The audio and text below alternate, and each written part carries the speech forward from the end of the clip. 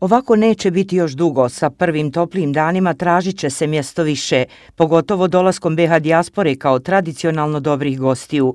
Ugostiteljskog osoblja već nedostaje. Kako pronaći dobrog kuhara za kojim traga većina ugostitelja? Mi smo imali tu sreću da naši glavni kuhari su sami došli nama. Nismo i mi tražili, oni se pojavili i došli nama i donijeli nam veliki uspjeh. Sada mi smo i zadržali tako što im dajemo im velike plate na koliko zaslužuju i dajemo im prostora da oni šire svoje znanje.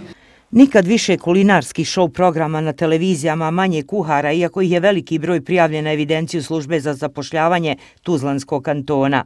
Oko 1000 kuhara na evidenciji, oko 400 konobara.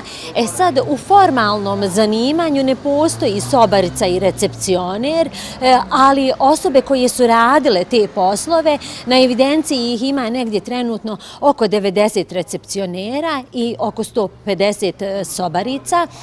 Moramo istaći da su ove osobe koje su radile na poslovima recepcionera i sobarice uglavnom svoje radno iskustvo stekle radeći u Hrvatskoj. Problem je što se sezonski odjavljuju radi angažmana u drugim zemljama uz podatak da je od 1000 kuhara tek 300 njih steklo iskustvo na tim poslovima. Obrazovni sistem trudi se pratiti zahtjeve tržišta, mada je problem interes učenika. Već duže vremenskom periodu imamo slabiji upis nego što su interesovanje i kako privrednih subjekata, tako i ostali aktera koji žele vidjeti što više, da kažemo, kvalitetnih kuhara na tržištu rada. U ovom trenutku možemo reći da akteri obrazovnog sistema koji učestvuju u kreiranju obrazovne politike učinili su sve ono što je po meni potrebno za jedno kvalitetno obrazovanje učenika za zanimanje kuhara. Konobari su također vrlo traženi, ali oni sa znanjem i iskustvom. Kod nas je sve manje tih ozbiljnih konobara, jer konobarstvo se ovdje smatra kao kratki posao koji je neki usputni posao posle srednje škole i oni će dalje. A zapravo da malo šire pogledaju sliku, ovo bi mogao biti jako dobar životni posao jer se može napredovati jako, jako dobro.